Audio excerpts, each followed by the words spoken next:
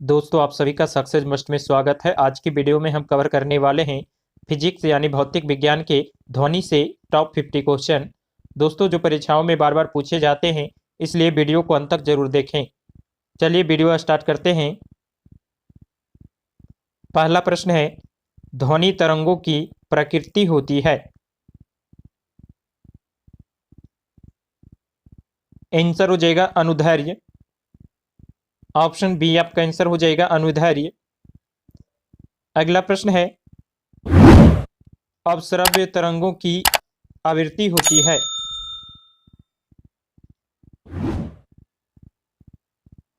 Answer हो जाएगा 20 hertz से कम।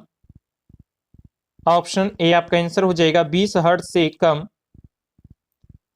अगला प्रश्न है, प्रस्रव्य तरंगे अल्ट्रासोनिक वेव्स होती है।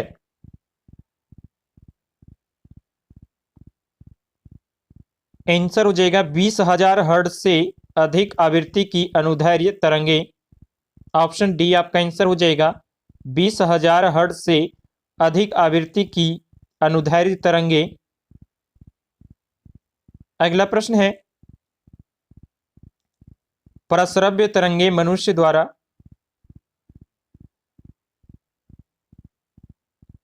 आंसर हो जाएगा नहीं सुनी जा सकती है। ऑप्शन बी आपका आंसर हो जाएगा नहीं सुनी जा सकती है। अगला प्रश्न है, प्रस्रव्य तरंगों को सबसे पहले किसने सीटी बजाकर उत्पन्न किया था।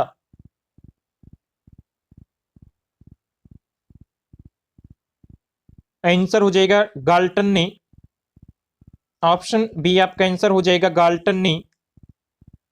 अगला प्रश्न है, चमगादड़ अंधेरे में उड़ते हैं क्योंकि।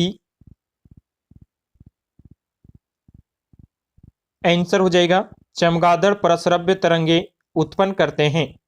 ऑप्शन ए आपका आंसर हो जाएगा चमगादड़ प्रस्रव्य तरंगे उत्पन्न करते हैं।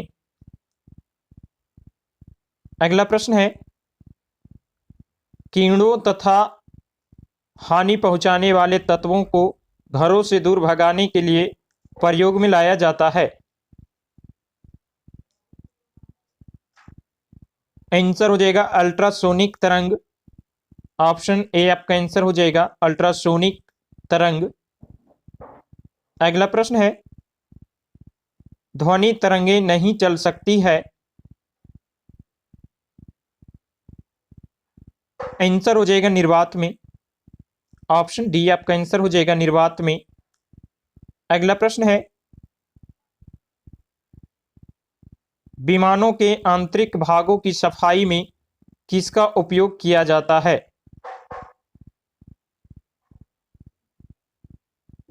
आंसर हो जाएगा प्रस्रव्य तरंग। ऑप्शन ए आपका आंसर हो जाएगा प्रस्रव्य तरंग। अगला प्रश्न है, श्रव्य परिसर में ध्वनि तरंगों की आवृत्ति क्या होती है।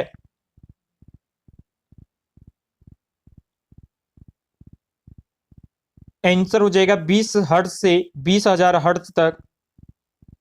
ऑप्शन ए आपका आंसर हो जाएगा 20 हर्ट्ज से 20,000 हर्ट्ज तक।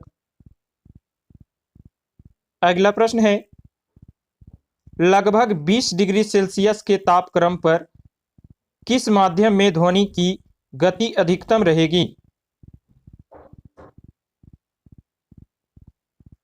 आंसर हो जाएगा लोहा। ऑप्शन ए आपका आंसर हो जाएगा लोहा। अगला प्रश्न है, ध्वनि की चाल अधिकतम होती है। आंसर हो जाएगा इस्पात में। ऑप्शन डी आपका आंसर हो जाएगा ध्वनि की चाल अधिकतम होती है इस्पात में। अगला प्रश्न है, बादलों की बिजली की चमक के काफी समय बाद बादलों की गर्जन सुनाई देती है, इसका कारण है। आंसर हो जाएगा प्रकाश की चाल ध्वनि की चाल से बहुत अधिक है।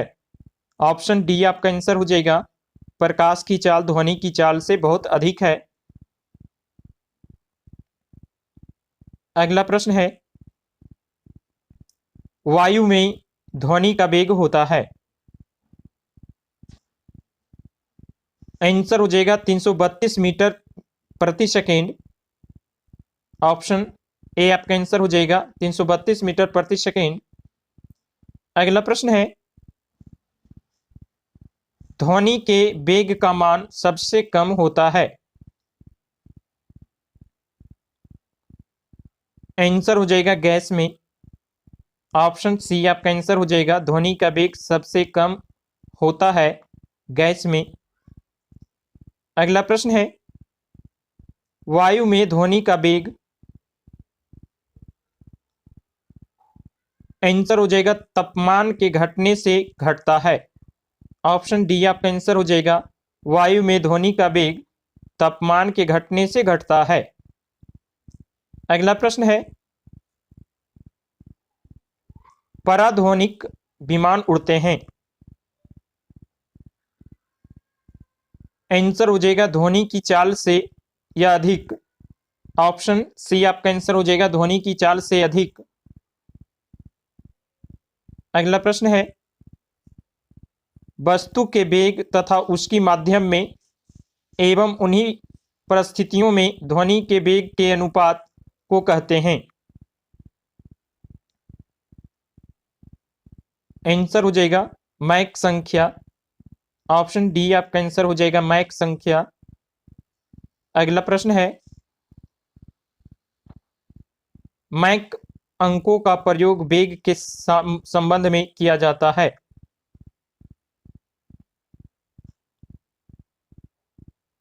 आंसर हो जाएगा वायुयान के।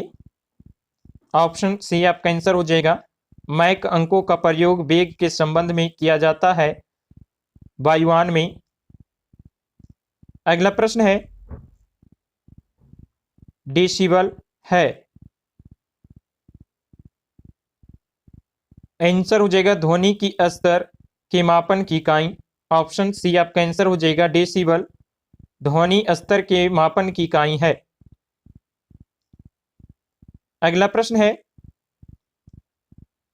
साधारण बातचीत की ध्वनि की तीव्रता होती है।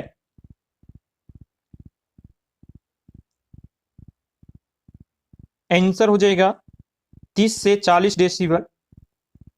ऑप्शन बी आपका आंसर हो जाएगा 30 से 40 डेसिबल।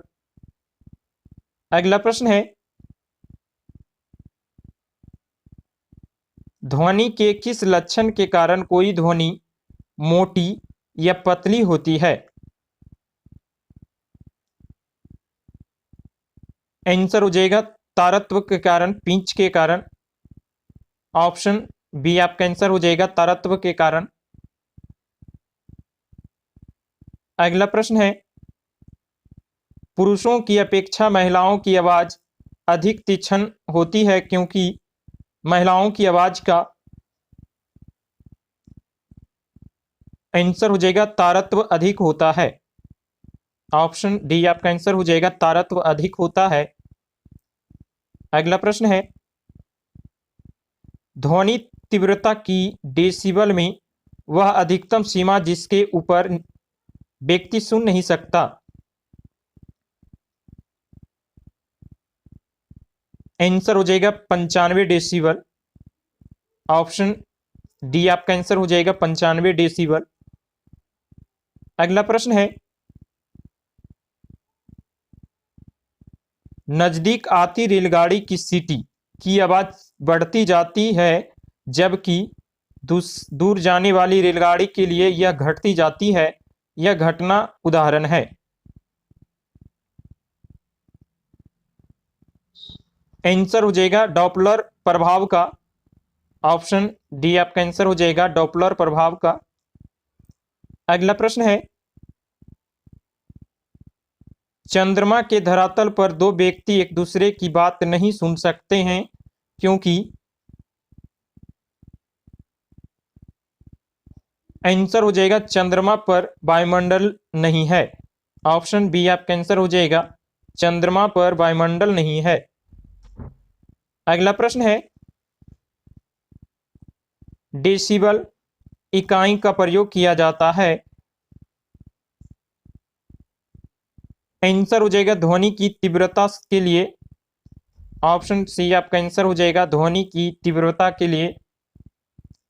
अगला प्रश्न है,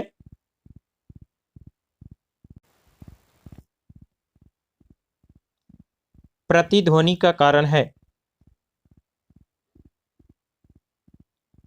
आंसर हो जाएगा ध्वनि का प्रवर्तन। ऑप्शन ए आपका आंसर हो जाएगा, प्रतिध्वनि का कारण ध्वनि का प्रवर्तन है।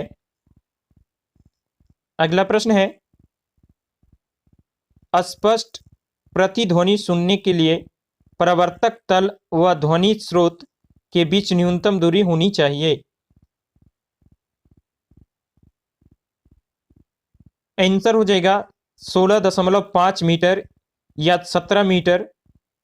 ऑप्शन डी आपका आंसर हो जाएगा 17 मीटर। अगला प्रश्न है, रडार की कार्य प्रणाली निम्न सिद्धांत पर आधारित होती है। आंसर हो जाएगा रेडियो तरंगों का परावर्तन। ऑप्शन बी आपका आंसर हो जाएगा रेडियो तरंगों का परावर्तन। अगला प्रश्न है,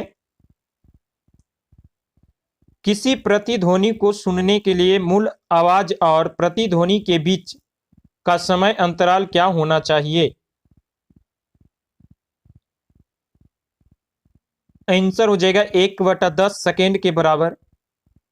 ऑप्शन ए आपका आंसर हो जाएगा 1/10 सेकेंड के बराबर।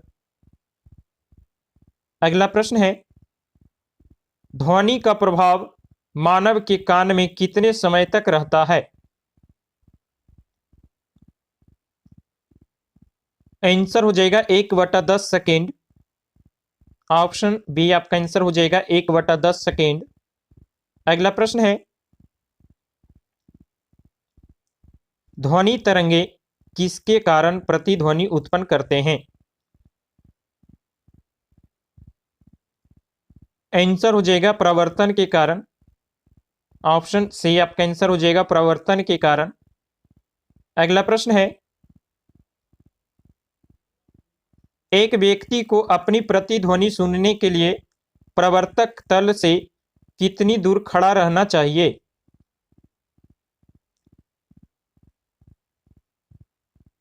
आंसर हो जाएगा 56 फीट। ऑप्शन बी आपका आंसर हो जाएगा 56 फीट। अगला प्रश्न है, स्टेथोस्कोप ध्वनि के किस सिद्धांत पर कार्य करता है। आंसर हो जाएगा प्रवर्तन।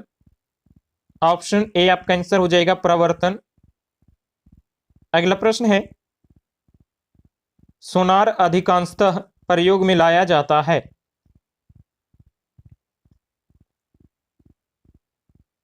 आंसर हो जाएगा नौ संचालकों द्वारा। ऑप्शन डी आपका आंसर हो जाएगा 9 संचालकों द्वारा। अगला प्रश्न है, अनुरणन काल तथा हॉल के आयतन के बीच संबंध का प्रतिपादन किया है। आंसर हो जाएगा सेविन ने। ऑप्शन सी आपका आंसर हो जाएगा सेविन ने। अगला प्रश्न है, गुंजहीन हॉल डेड हॉल का अनुरणन काल होता है।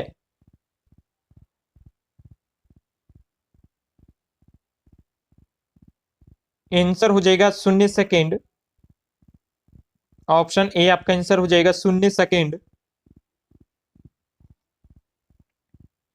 अगला प्रश्न है, जब सेना पुल को पार करती है तो सैनिकों को कदम से कदम मिलाकर न चलने का निर्देश दिया जाता है, क्योंकि।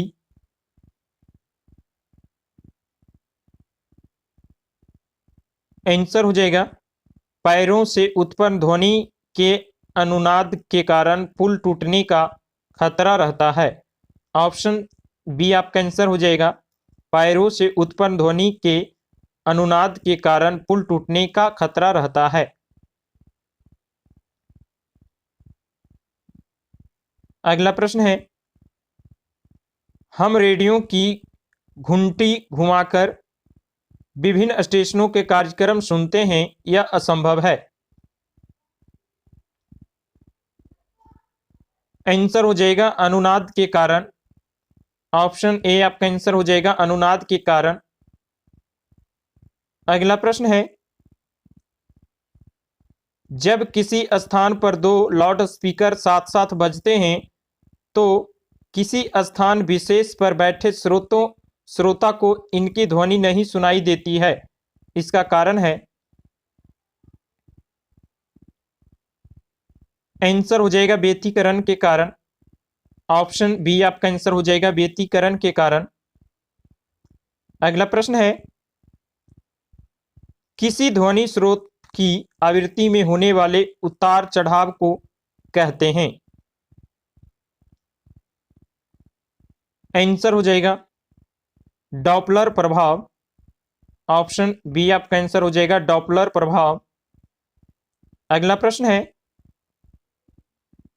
निम्नलिखित में से किस एक प्रकार की तरंग का प्रयोग रात्रि दृष्टि उपकरण में किया जाता है। आंसर हो जाएगा अवरक्त तरंग। ऑप्शन सी आपका आंसर हो जाएगा अवरक्त तरंग। अगला प्रश्न है, निम्नलिखित में से किस एक में ध्वनि चाल सबसे अधिक होता है। आंसर हो जाएगा लकड़ी में।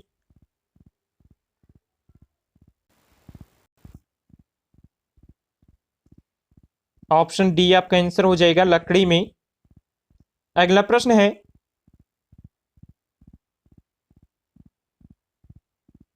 कौन सी तरंगें शून्य में संचरण नहीं कर सकती। आंसर हो जाएगा ध्वनि। ऑप्शन सी आपका आंसर हो जाएगा ध्वनि। अगला प्रश्न है, इको साउंडिंग प्रयोग होता है। आंसर हो जाएगा समुद्र की गहराई मापने में। ऑप्शन सी आपका आंसर हो जाएगा समुद्र की गहराई मापने के लिए इको साउंडिंग का प्रयोग होता है। अगला प्रश्न है, एकॉस्टिक विज्ञान है।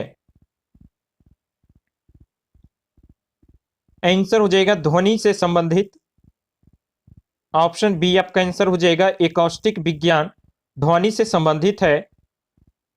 दोस्तों वीडियो अच्छा लगा तो लाइक करें, कमेंट करें और सब्सक्राइब करें।